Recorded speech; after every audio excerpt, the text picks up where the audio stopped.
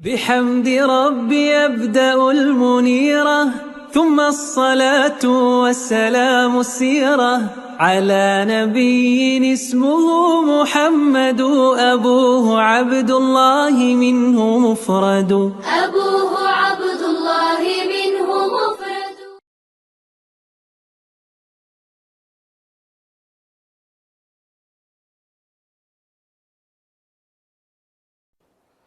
അസ്സലാമു അലൈക്കും വറഹ്മത്തുള്ളാഹി.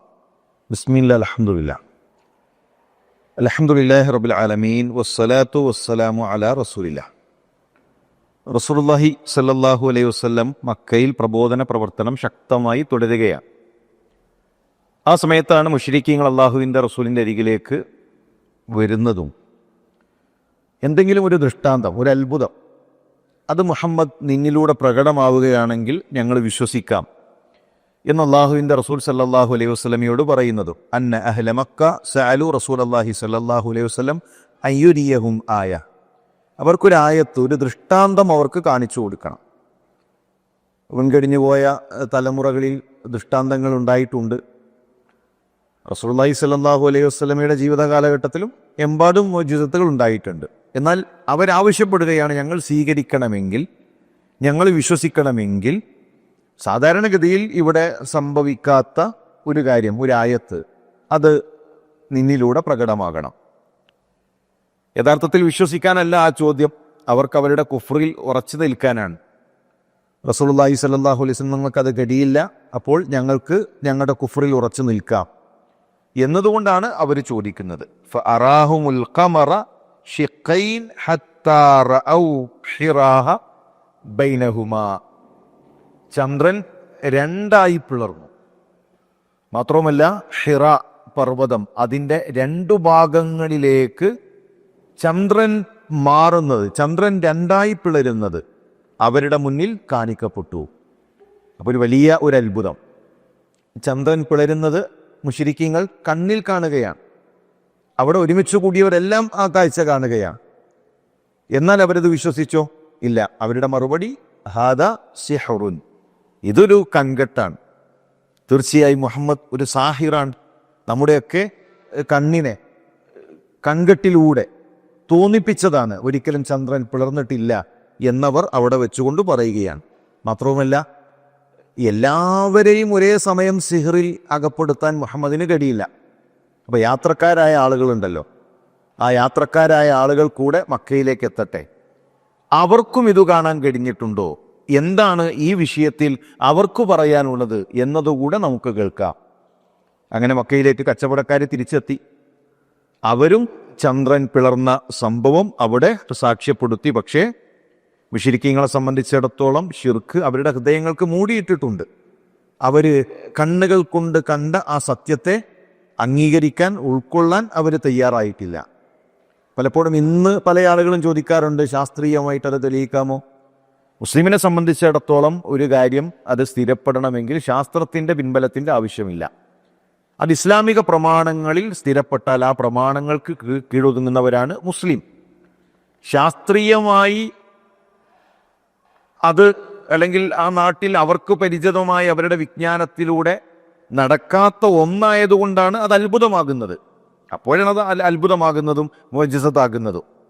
മൂസാ നബി അലൈഹി സ്വലാം കടലിനെ വടി കൊണ്ടടിച്ചു, കടലിൽ രണ്ടായി പിളർന്നു. ശാസ്ത്രീയമായിട്ട് എങ്ങനെയാണ് അതിനെ വിശദീകരിക്കുക? വേറെയും ഒരുപാട് പ്രവാചകന്മാരുടെ ചരിത്രത്തിൽ, മൂസാ നബിയുടെ ചരിത്രത്തിൽ തന്നെ വടി താഴെ ഇട്ടാൽ അത് പാമ്പായി മാറി.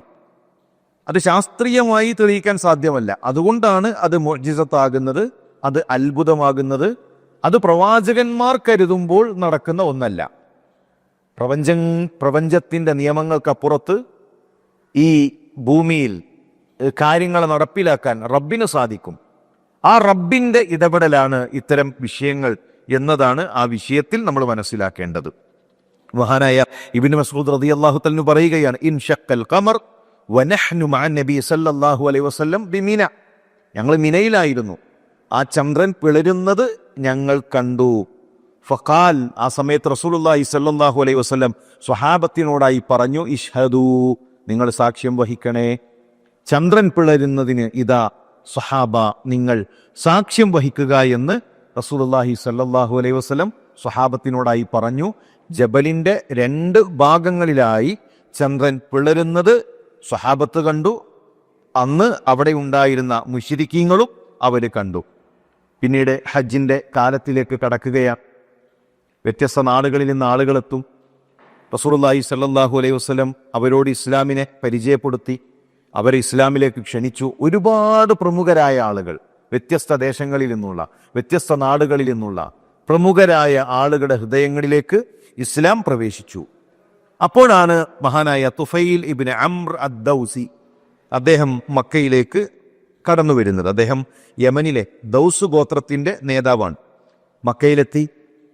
മക്കയിലെത്തുന്ന നേതാക്കന്മാരെ കാണാൻ ഖുറൈശികളുടെ ഒരു വഫ്ദുണ്ട്, ഖുറൈശികളുടെ ഒരു സംഘമുണ്ട്. അവർ ചെന്നുകൊണ്ട് ഈ നേതാക്കന്മാരെ കണ്ട് റസൂലുള്ളാഹി സ്വല്ലല്ലാഹു അലൈഹി വസല്ലമയെ കുറിച്ച് മുന്നറിയിപ്പ് നൽകും. അങ്ങനെ തുഫൈൽ ഇബ്നു അംറിൻ്റെ അരികിലേക്ക് മുശ്രിക്കീങ്ങൾ എത്തുകയാണ്. എന്തിനാണ് എത്തുന്നത്? റസൂലുള്ളാഹി സ്വല്ലല്ലാഹു അലൈഹി വസല്ലമയെ പറ്റി താക്കീത് നൽകാനാണ്, പ്രവാചകന്റെ വിശേഷണങ്ങൾ പറയാനാണ്. യാ തുഫൈൽ ഇന്നക ഖദിംത ബിലാദന, ഓ തുഫൈൽ, താങ്കളൊരു ആദരണീയനാണ്, ബഹുമാന്യനാണ്, നിങ്ങളിതാ ഞങ്ങളുടെ നാട്ടിലേക്ക് വന്നിരിക്കുന്നു. ഇവിടെ മുഹമ്മദ് എന്നു പേരുള്ള ഒരു പ്രവാചകത്വം വാദിച്ചിട്ടുള്ള ഒരാളുണ്ട്. വഖദ് ഫറഖ ജമാഅതന, തീർച്ചയായും ഞങ്ങളുടെ ഐക്യം അദ്ദേഹം തകർത്തിരിക്കുന്നു, ഞങ്ങളുടെ സംഘത്തിൽ അദ്ദേഹം വിള്ളലുണ്ടാക്കിയിരിക്കുന്നു. വ ഇന്നമാ ഖൗലുഹു ഖസ്സിഹർ, അദ്ദേഹത്തിൻ്റെ സംസാരം വശ്യമാണ്, സിഹറു പോലെയാണ്. അത് കേൾക്കുന്നവരുടെ മനസ്സിൽ അദ്ദേഹത്തിലേക്ക് ചായ്വുണ്ടാക്കും, ഹൃദയങ്ങളിൽ ചാഞ്ചാട്ടമുണ്ടാക്കും.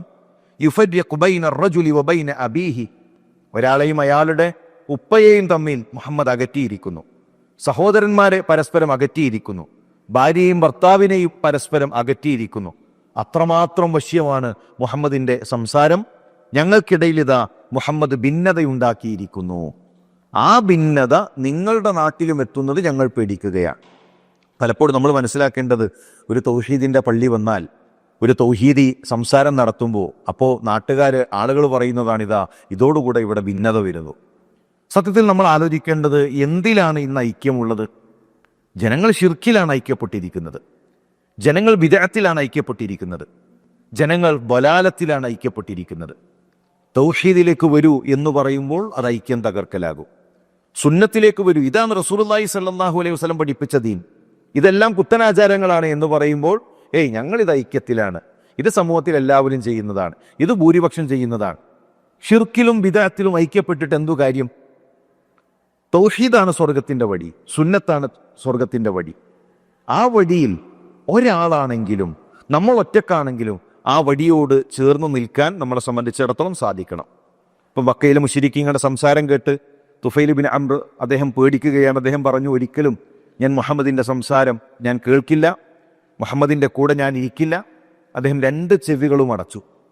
കേൾക്കരുത്, സംസാരിക്കരുത്, അടുക്കരുത്, അങ്ങനെ അദ്ദേഹം തീരുമാനിക്കുകയാണ്. കാരണം അത്ര ശക്തമായിട്ടാണ് റസൂലുള്ളാഹി സ്വല്ലല്ലാഹു അലൈഹി വസല്ലമയെ പറ്റി മുശ്രിക്കീങ്ങൾ പരിചയപ്പെടുത്തിയിട്ടുള്ളത്. അങ്ങനെ തുഫൈൽ ഇബ്നു അംർ കഅബയുടെ അരികിലേക്ക് അദ്ദേഹം ചെല്ലുന്നു. ഫഇദാ റസൂലുള്ളാഹി സ്വല്ലല്ലാഹു അലൈഹി വസല്ലം ഖായിമുൻ യുസല്ലി ഇൻദൽ കഅബ, കഅബയുടെ അരികിൽ അല്ലാഹുവിൻ്റെ റസൂൽ സ്വല്ലല്ലാഹു അലൈഹി വസല്ലം നമസ്കരിക്കുകയാണ്. ആ നമസ്കാരം തുഫൈൽ ഇബ്നു അംറിനെ വല്ലാത്ത സ്വാധീനമുണ്ടാക്കി. കാരണം അദ്ദേഹത്തിന് പരിചിതമായ ആരാധന എന്നുള്ളത് വാദ്യമേളങ്ങളാണ്, കൊട്ടും കുരവയുമാണ്, ശബ്ദങ്ങളാണ്, കോലാഹലങ്ങളാണ്. എത്ര മാന്യമായ ഒരു ആരാധന, എത്ര ശാന്തമായ ഒരു ആരാധന. നെറ്റിത്തടം മുസട്ടാവിൻ്റെ മുന്നിൽ വെക്കുന്ന, ശബ്ദകോലാഹലങ്ങളില്ലാത്ത, വാദ്യമേളങ്ങളില്ലാത്ത എത്ര മാന്യമായ ഒരു ആരാധന. ആ നമസ്കാര അദ്ദേഹം നോക്കി നിന്നു. അദ്ദേഹത്തിൻ്റെ മനസ്സു പറഞ്ഞു, മുഹമ്മദിനെ നീ കേൾക്കണം, നല്ലതാണെങ്കിൽ ആ ഖൈർ നിനക്ക് സ്വീകരിക്കാമല്ലോ. വ ഇൻ കാന ഖബീഹ തറക്തുഹു, ഇനി അദ്ദേഹം പറയുന്നത് മോശമാണോ എങ്കിൽ നിനക്ക് ഉപേക്ഷിക്കാമല്ലോ, നീ അത് തള്ളിക്കളയണം. ഏതായിരുന്നാലും മുഹമ്മദിനെ കേൾക്കുക എന്ന് തുഫൈൽ ഇബ്നു അംറിൻ്റെ മനസ്സ് അദ്ദേഹത്തോട് പറഞ്ഞു. ചെവികളിൽ നിന്ന് ആ പരുത്തി, ആ തുണി എടുത്തു മാറ്റി അദ്ദേഹം റസൂലുള്ളാഹി സ്വല്ലല്ലാഹു അലൈഹി വസല്ലമയെ പിന്തുടർന്നു. യാ മുഹമ്മദ്, ഓ മുഹമ്മദ് നബിയെ, ഇന്ന ഖൗമക ഖാലൂ ലീ കദാ വകദാ, ഇതാ ഇങ്ങനെയാണ് നിങ്ങളെപ്പറ്റി നിങ്ങളുടെ ജനത പറഞ്ഞിട്ടുള്ളത്. ഇന്ന കാര്യങ്ങളെല്ലാം ഇവിടെ ഭിന്നതയുണ്ടാക്കി, ഐക്യം തകർത്തു. ഒരിക്കലും അദ്ദേഹത്തെ കേൾക്കരുത്, അദ്ദേഹത്തിൻ്റെ സംസാരം സിഹറാണ് എന്നെല്ലാം നിങ്ങളുടെ ജനത ഇതാ പറഞ്ഞിരിക്കുന്നു. നിങ്ങൾ ഇസ്ലാമിനെ ഒന്ന് പരിചയപ്പെടുത്തുമോ? നിങ്ങളൊന്ന് സംസാരിക്കുമോ? റസൂലുള്ളാഹി സ്വല്ലല്ലാഹു അലൈഹി വസല്ലം സംസാരം ആരംഭിച്ചു. ഫസമിഅതുഹു ഖൗലൻ ഹസന, മനോഹരമായ മാന്യമായ ഒരു സംസാരം അള്ളാഹുവിൻ്റെ റസൂൽ സല്ലല്ലാഹു അലൈഹി വസല്ലമയിൽ നിന്ന് അദ്ദേഹം കേട്ടു. ഫലാ വല്ലാ മാ സമിഅതു ഖൗലൻ ഖത് അഹ്സന മിൻഹു, ഇതുപോലെ മനോഹരമായ ഒരു വാക്കും ഇന്നുവരെ ഞാൻ കേട്ടിട്ടില്ല. ഇത്ര സുന്ദരമായ ഒരു ആദർശവും ഇതുവരെ ഞാൻ കേട്ടിട്ടില്ല. ഫഅസ്ലംതു, അങ്ങനെ തുഫൈൽ ഇബ്നു അംർ, ദൗസ് ഗോത്രത്തിൻ്റെ നേതാവ്, ഇസ്ലാമിലേക്ക് കടന്നു വരികയാണ്. ഇസ്ലാം സ്വീകരിച്ചു. തൻ്റെ നാടിനോടുള്ള ഗുണകാംക്ഷ ആ നേതാവിൻ്റെ ഹൃദയത്തിൽ നിറഞ്ഞു പൊന്തുകയാണ്. അള്ളാഹുവിൻ്റെ റസൂലെ, എനിക്ക് എൻ്റെ നാട്ടിൽ ഇതറിയാത്ത മനുഷ്യനുണ്ട്, ഇതറിയാത്ത എൻ്റെ നാട്ടുകാരുണ്ട്, അവർക്ക് ഞാൻ ഇസ്ലാം എത്തിക്കട്ടെ, അവർക്ക് ഞാൻ അറിയിച്ചു കൊടുക്കട്ടെ. തുഫൈൽ ഇബ്നു അംർ റളിയല്ലാഹു തആല അൻഹു തിരിച്ച് തൻ്റെ നാട്ടിലേക്ക് പോകുന്നു. ആദ്യം സംസാരിക്കുന്നത് ഉപ്പയോടാണ്. പലപ്പോഴും നമ്മൾ സത്യം മനസ്സിലാക്കിയാൽ കുടുംബത്തിൽ നമ്മൾ പറയാറില്ല, ഉപ്പയോട് പറയാറില്ല, ഉമ്മയോട് പറയാറില്ല. അവരൊന്നും മനസ്സിലാകാത്തവർ, അവർക്കൊന്നും തിരിയാത്തവർ, അവരൊക്കെ ശിർക്കിൽ കഴിയുന്നവർ. അങ്ങനെ ശീല് വെച്ചുകൊണ്ട് നരകത്തിലേക്ക് സ്വന്തം പ്രിയപ്പെട്ട ഉമ്മയെ, സ്വന്തം ഉപ്പയെ, സ്വന്തം കുടുംബക്കാരെ മാറ്റിവെക്കുന്നവരെ ആദ്യം സംസാരിക്കേണ്ടത് കുടുംബത്തോടാണ്. അതാണല്ലോ ഇബ്രാഹിം നബി അലൈഹി ഇസ്ലാമിൻ്റെ മാതൃക. സത്യം മനസ്സിലാക്കിയപ്പോൾ യാ അബതി, എൻ്റെ പൊന്നു പിതാവേ, എൻ്റെ പ്രിയപ്പെട്ട ഉപ്പ, ലിമ തഅബുദു മാ ലാ യസ്മഉ വലാ യുബ്സിറു വലാ യുഗ്നി അൻക ശൈആ. ഉപ്പയുടെ അരികിലേക്ക് വന്നുകൊണ്ട് തൗഹീദ് പറയുന്ന ഇബ്രാഹിം നബി അലൈഹി ഇസ്ലാമിനെ നമ്മൾ കാണുന്നുണ്ടല്ലോ. അതാണ് നമ്മുടെ മാതൃക. കുടുംബത്തിൽ നമ്മൾ പറയണം, ഉപ്പയോട് നമ്മൾ പറയണം, ഉമ്മയോട് നമ്മൾ പറയണം. തൗഹീദ് അറിയാതെ അവരുടെ സ്വർഗം നഷ്ടപ്പെട്ടു പോകരുത്. തുഫൈൽ ഇബ്നു അംർ തൻ്റെ വീട്ടിലേക്ക് ചെന്നു, ഉപ്പയോട് പറഞ്ഞു. ഉപ്പയുടെ മറുപടി ഐ ബുനയ്യ ഫദീനി ദീനുക്, മോനെ, നിന്റെ ദീനു തന്നെയാണ് എൻ്റെ ദീൻ. ഇതാണോ ഇസ്ലാം? എങ്കിൽ ആ ഇസ്ലാം സ്വീകരിക്കാൻ എനിക്കൊരു പ്രയാസവുമില്ല. ഉപ്പ ഇസ്ലാം സ്വീകരിക്കുന്നു. പിന്നീട് അദ്ദേഹം തൻ്റെ പ്രിയപ്പെട്ട കുടുംബത്തിൽ മറ്റുള്ളവരോട് സംസാരിക്കുന്നു.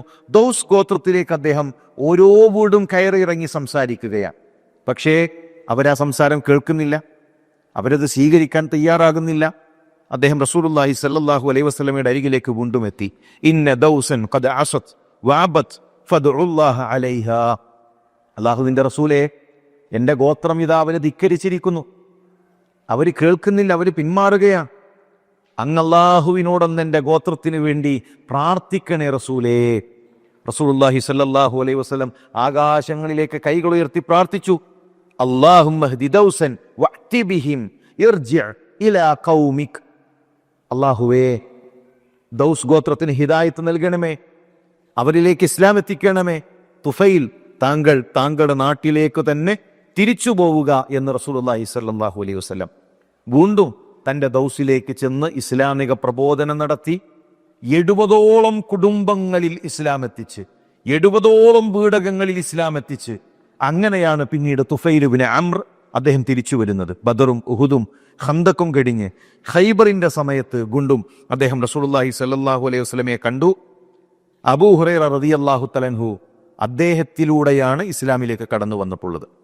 5374 ഹദീസുകൾ ലോകത്തെ പഠിപ്പിച്ച അബ്ദുറഹ്മാൻ ഇബ്നു സഖർ എന്ന അബൂ ഹുറൈറ റളിയല്ലാഹു തആല അൻഹുവിന് ഇസ്ലാമെത്താൻ കാരണമായത് തുഫൈൽ ഇബ്നു അംറിൻ്റെ ദഅവത്താണ്.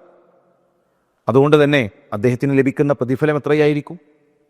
എത്ര മിമ്പറുകളിൽ, എത്ര പള്ളികളിൽ അബൂ ഹുറൈറ റളിയല്ലാഹു തആല അൻഹുവിൻ്റെ ഹദീസുകൾ പഠിപ്പിക്കപ്പെടുന്നു. എത്ര തലമുറകളായി ആ വിജ്ഞാനം കൈമാറ്റം ചെയ്തുകൊണ്ടിരിക്കുന്നു.